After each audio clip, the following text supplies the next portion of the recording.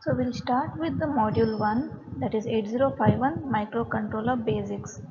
So the topics in this are inside the computer, microcontrollers and embedded processors, block diagram of 8051, PSW and flag bits, 8051 register banks and stack, internal memory organization of 8051, IO port usage in 8051, types of special function registers and they are used, pins of 8051, memory address decoding, 8051 interfacing with external ROM and RAM, 8051 addressing modes. In this video, the following contents are covered: inside the computer, in that internal organization of computer and inside CPU, then microcontrollers and embedded processors, then microcontroller versus general purpose microprocessor, and then introduction to microcontroller. Inside the computer. So the unit of data size is bit, byte, nibble and word. So the data or the information stored.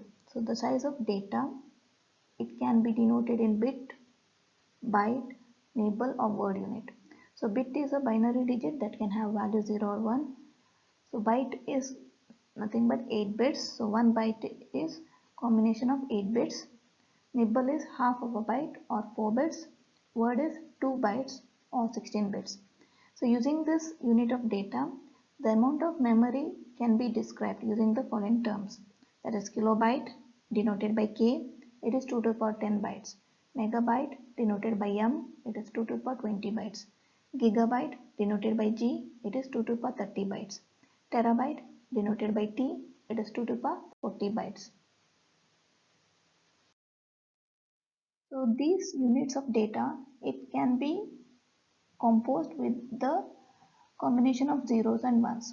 So in the table we can see the relative size of these units. So bit is 1 bit. So you have 1 0. Nibble is 4 bits. So 4 zeros are shown in the table. Byte is 8 bits and word is 16 bits. Next we'll see the internal organization of computer. So the three main parts of computer are CPU, central processing unit.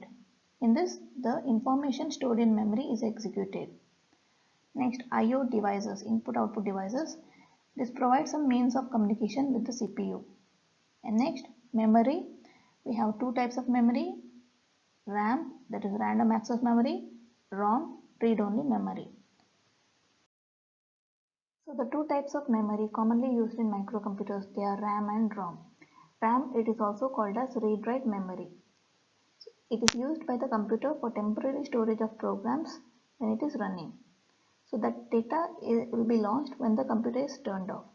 So RAM is also called as sometimes volatile memory. Next, ROM, it contains programs and information which is essential for the operation of the computer. This information is permanent and cannot be changed by the user, and it will not be lost when the power is turned off and the computer shut down. Therefore, ROM is also called as non-volatile memory. So this is the internal organization of computer. So we have the CPU, we have the memory, input output devices, RAM, ROM, printer, disk, monitor, keyboard. And then we have the three buses: address bus, data bus, control bus. So the CPU is connected to memory and the IO devices through strips of wire, which is called as bus. So the bus carries information from place to place. So the types of bus are address bus, data bus and control bus. So the address bus, it will carry the address which is passed by the CPU to fetch a particular device. So the device, it might be memory or IO device, it has to be recognized by the CPU. So it will be assigned an address which is unique. So each device will have a unique address. So the CPU will put address on the address bus and the decoding circuit will find that particular device. So address bus, it is unidirectional. Next is data bus. So the CPU, it will either get the data from the device or send data to the device through the data bus. So data bus is bidirectional. So CPU can either get data from the device or send data to the device. Next is control bus. So it provides read or write signals to the device to indicate whether the CPU is asking for information or sending the information. More number of data buses available means better the CPU operation, but the cost of CPU and computer increases. The average size of data buses in CPU varies between 8 and 64. These data buses, they are bidirectional, that is we can receive or send the data. The processing power of the computer, it is related to the bus size. More number of address buses if it is available, then larger the number of devices which can be addressed. Number of locations with which a CPU can communicate, it is equal to 2 per x, where x is the address lines regardless of the size of data bus. The address bus, it is unidirectional, that is CPU will send the address of the device which is to be accessed. For the CPU to process information, the data must be stored in RAM or ROM, which is referred to as primary memory. ROM, it provides information which is fixed and permanent, that is tables or initialization program, whereas RAM stores information that is not permanent and can change with time, like various versions of operating system and application packages. The CPU gets information which is to be processed first from RAM or ROM, and if it is not available, then it will seek from mass storage device called secondary memory and then transfer the information to RAM. The block diagram shows inside the CPU. We have the ALU arithmetic logic unit, program counter, instruction register, instruction decoder, timing and control circuit, and the 4 registers. Registers, these are used by the CPU to store the information temporarily. The information can be the value to be processed by the CPU or the address of the value which is to be fetched from the memory. More number of registers and larger size of the register means better is the CPU operation. The registers can be of 8-bit, 16-bit, 32-bit or 64-bit. But the disadvantage of having more number of registers and bigger registers is increased cost of the CPU. Arithmetic logic unit ALU. It performs the arithmetic operations such as addition, subtraction, multiplication, division, and logic operations such as AND operation, OR operation, and NOT operation. Program counter. The line-by-line execution of the code is made possible by the program counter. This points to the address of the next instruction which is to be executed. Thereby, the CPU will know which line of code is to be executed after the current line of code is executed. As each instruction is executed, the program counter is incremented so that it will point to the address of the next instruction to be executed. Instruction decoder. It interprets the instruction which is fetched in the CPU. A CPU, it is capable of understanding more instructions, but it requires more transistors in the design. Next is microcontrollers and embedded processors. A microprocessor, it is a general purpose digital computer's central processing unit, whereas a microcontroller, it is general purpose device. It is meant to fetch the data, perform limited calculations on that data, and control its environment based on those calculations. The primary use of a microcontroller, it is to control the operation of the machine using the fixed program stored in the ROM, which doesn't change over the lifetime of the system. Next is microcontroller versus general purpose microprocessor. The block diagram shows the microprocessor and microcontroller. Microprocessor has the central processing unit, whereas microcontroller has inbuilt central processing unit along with memory device, IO ports, timer circuit, and serial communication port. General purpose microprocessors contains no RAM, no ROM, no IO ports, whereas microcontroller has CPU, that is microprocessor, RAM, ROM, IO ports, timer, ADC, and other peripherals. General purpose microprocessors need to add RAM, ROM, IO ports, and timer circuits externally to make it functional, which makes the system bulky and much more expensive. But they have the advantage of versatility in choosing the amount of RAM, ROM, and number of IO ports. Whereas in microcontroller, the fixed amount of on-chip ROM, RAM, and number of IO ports makes them ideal for many applications in which cost and space are critical. There are many applications in which the space taken, power consumption, and the price per unit has more critical consideration than the computing power. Most of the microprocessors have many operational cores, opcores, for moving data from external memory to the CPU. The memory is connected externally to the general purpose microprocessor having only the CPU, whereas in microcontrollers they have only one or two operational codes.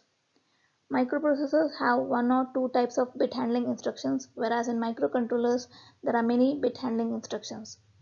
The microprocessor it is concerned with the rapid movement of code and data from the external address to the chip, whereas in microcontroller there is rapid movement of bits within the chip. The microcontroller it can function as a computer without the addition of external digital parts, whereas for microprocessor they need to have additional parts to become operational. Next is microcontrollers for embedded systems. An embedded product uses a microprocessor or a microcontroller to do one task, that is only one task. So there is only one application software that is typically burned into ROM. Whereas a personal computer, in contrast with the embedded system, can be used for any number of applications.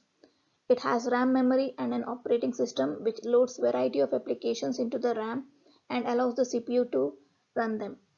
A personal computer it contains or it is connected to various embedded products to perform specific tasks. Each one peripheral has a microcontroller inside it so that it can perform the specified task only. A microcontroller can be termed as a smaller computer. It has on-chip RAM, ROM, I/O ports. So in a single chip, we have the central processing unit, RAM, ROM, I/O port, timer circuit, serial communication port. Next is choosing a microcontroller. There are 8-bit microcontrollers, 16-bit microcontrollers, and 32-bit microcontrollers made by various chip makers. The four major 8-bit microcontrollers are Motorola's 6811, Intel's 8051, Zilog's Z8, Microchip's PIC microcontroller. Based on the application, the microcontroller can be chosen out of these. Next is criteria for choosing a microcontroller. The main criteria is to meet the computing need of the task at hand efficiently and cost effectively. So the various factors to be considered are speed, packaging, power consumption, amount of RAM and ROM on chip, number of I/O pins and timer on chip, how easily it can upgrade to higher performance or lower power consumption version, and cost per unit. Next criteria is availability of software development tools such as compilers, assemblers, and debuggers.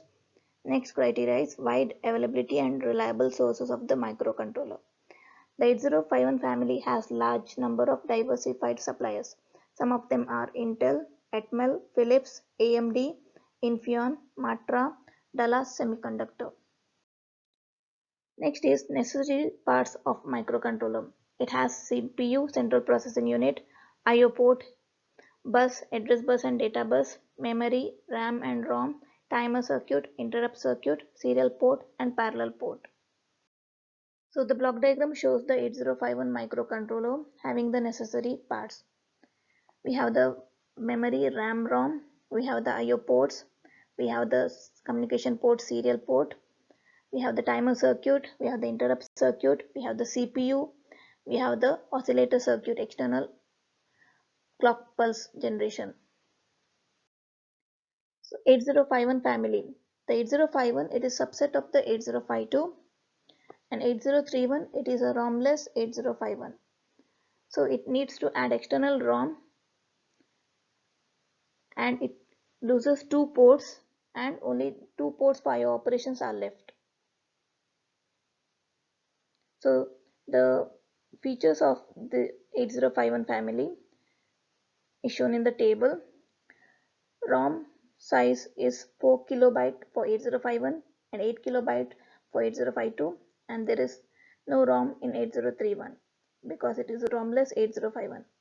Next, RAM size is 128 for 8051, 256 in 8052, 128 again in 8031. Timers 2 timer circuits in 8051 whereas 3 in 8052. IO pins, 32 IO pins in 8051 as well as 8052. Serial port, 1 serial port in 8051 as well as 8052. Interrupt sources, 6 interrupt sources in 8051 whereas 8 interrupt sources in 8052. Apart from the ROM, the rest features are same for 8051 and 8031. Next is various 8051 microcontrollers. From various suppliers, we have the different microcontrollers. We have 8751 microcontroller, AT89C51 from Atmel Corporation, DS89C4X0 from Dallas Semiconductor, DS5000 from Dallas Semiconductor, one-time programmable version of 8051 and 8051 family from Philips. 8051 microcontroller. The sub vendor is Intel. Intel introduced 8051. It was referred as MCS51 in 1981. It is a 8-bit processor. That is, CPU can work on 8 bits of data at a time only. This 8051 has 128 bytes of RAM, 4 kilobytes of on-chip ROM, 2 timer, 1 serial port, 4 IO ports, each 8 bits wide, 6 interrupt sources. 8051 microcontroller features. It has 64 kilobyte program memory address space, 64 kilobyte data memory address space, 4 kilobytes of on-chip program memory ROM, 128 bytes of on-chip data RAM, 32 bidirectional addressable IO lines, two 16-bit timer or counters, full duplex UART, 6 source or 5 vector interrupt structure with 2 priority levels, on-chip clock oscillator. Thank you.